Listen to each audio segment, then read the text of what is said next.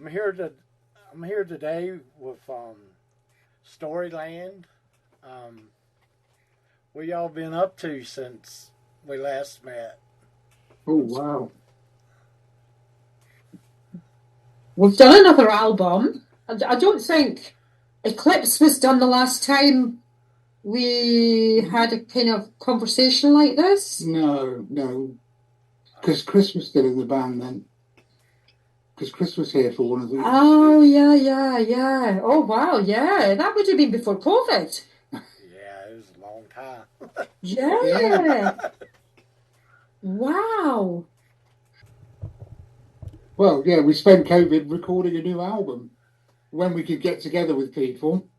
So we made a change of bass players because our previous bass player, Chris, decided during COVID that he was happy making his own music for himself, that kind of thing. And we got a new bass player in called Ivan, who was kicked a bit of life back into the band. Yeah. And done an album. And made an album, yeah. Called Eclipse. And the song that I sent you, The Sand Queen, that's from that album, yeah. Yeah, there's we've done lots of videos, done the album, done some videos, done some gigs. We've been quite busy actually, yeah. When you sit down and actually take stock, we have done quite a bit actually, yeah. Yeah. What was the first concert that you ever went to, and who did you see? Oh, my first one was Europe. Big band. Yeah, Europe. Yeah. And mine was Hawkwind. The Space Rockers are still going now. I think they're about to celebrate their 55th anniversary or something like that now, I think. That's a more European band. I don't know that they're that popular in the US. I know there is a US following for Hawkwind, but they're a kind of free festivals band. They played one of their first gigs at the Isle of Wight Festival. They played it outside the gates so that no one had to pay to see them. They've kind of been sort of like that. They've got that kind of ethos about them. That was the first gig I saw. Yeah. Okay. How would you describe your creative process? There's a lot of shouting.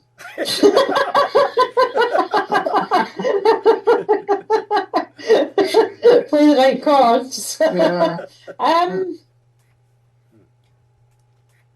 don't know. There is no real structure. I just get inspired and it just evolves.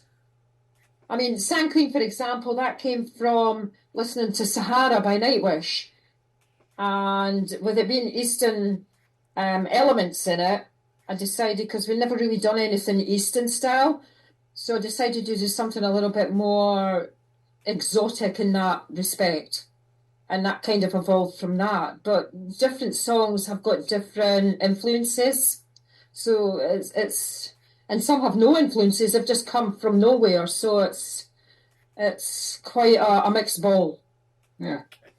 Basically, yeah. We don't sit down and go, right, this song's going to be about this, and it's going to do this, and it's going to do that.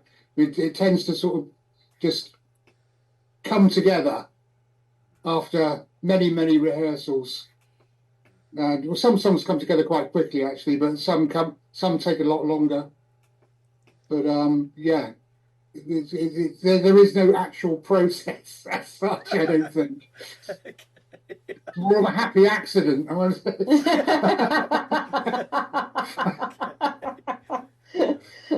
Okay. What do you enjoy the most about performing? Playing live, definitely. Yeah. That's what it's all about. I do like, because I do a lot of the mixing, recording, production in the studio here. I do enjoy spending nights just sat with the speakers on either side of me, trying to get the mix right. That eats a lot of time, and then I have to go to work in the morning. assuming I've gone to sleep in the.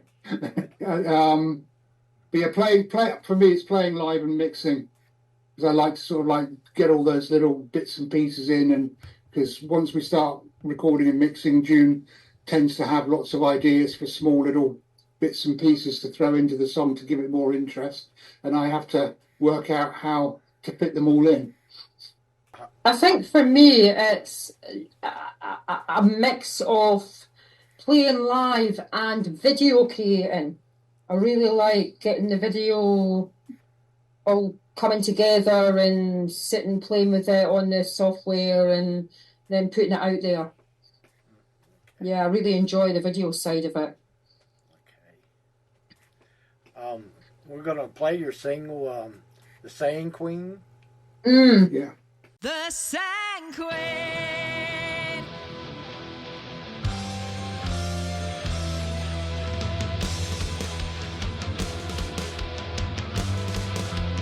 Oceans of sand, lushing seas of blue. This journey is long, I'm contained through this view. The Sand Queen, the Sand Queen, chants through the tunnels of time. The Sand Queen, the Sand Queen, chants through the tunnels of time to the goddess of darkness. Surrender your shrine.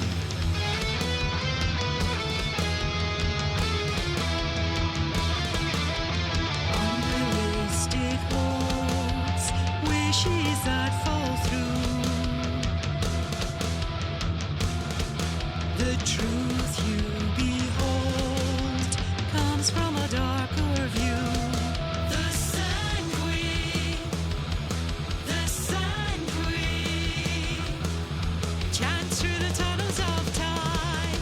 The Sand Queen, the Sand Queen, chants through the tunnels of time to the goddess of darkness. Surrender your shrine.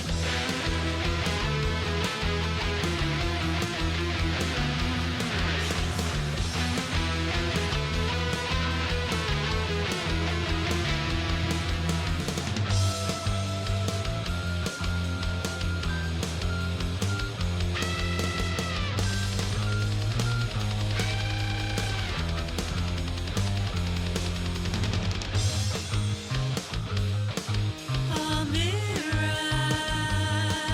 of clear ripples clouded the vision.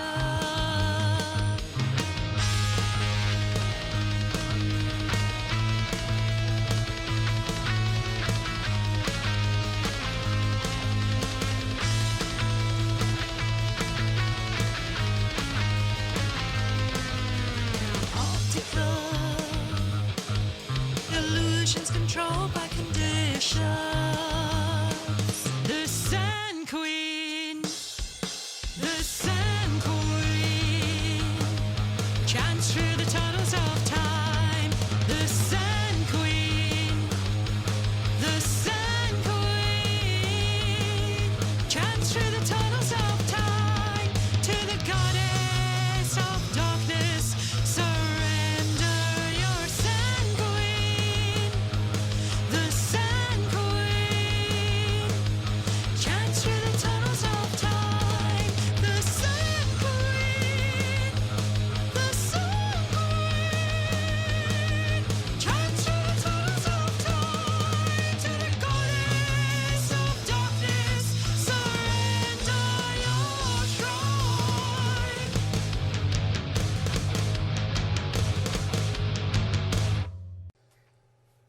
Okay. Tell me about your best and worst performance. Worst would have been when we were asked to turn the volume down and turn the drums down.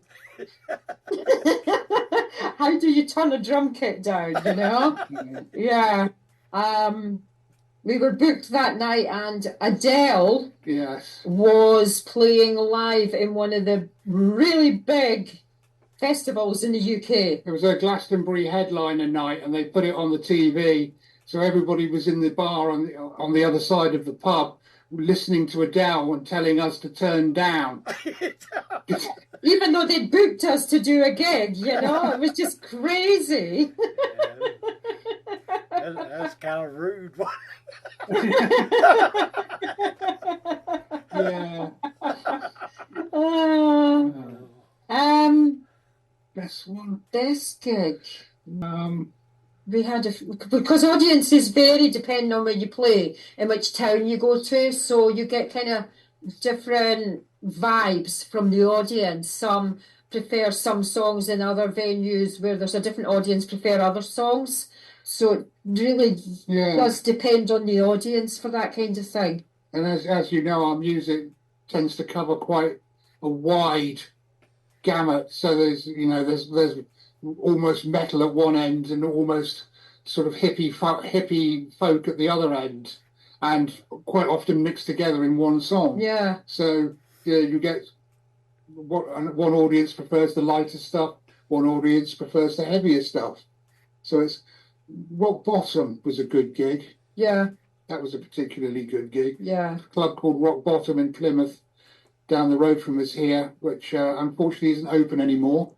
That was closed by COVID. Yeah, a lot of venues have closed down after COVID. Yeah. Yeah. You probably find that over there as well, Rich. What's next for you? Ooh, we are looking at getting some more tunes together and doing another album. Yeah. So we're kind of, we're not rushing it. We're kind of just pottering along because we're both very busy with other aspects of our life at the moment. So that's just kind of an ongoing thing at the moment. So yeah, another album. Be another album, yeah. Okay. Is there any kind of style of music that you don't like? I'm not a big country fan.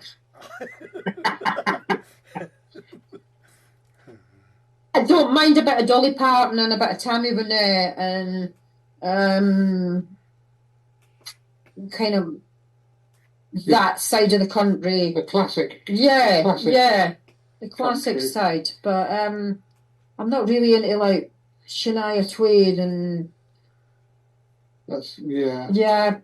country artists like that. I prefer the more older style. Yeah, probably. Yeah. And for me, it's what I call tiddly music, which is essentially Irish jig-based music. Anything like that, I just switch off.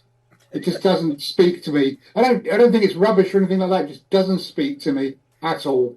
So I just stay away from it, really. Okay. Where can people go see your videos, music, and events? Where can YouTube? Oh, where can people... Oh, sorry, I never quite caught what you said there. Where can people see the music videos? Yeah. Storylande's YouTube channel.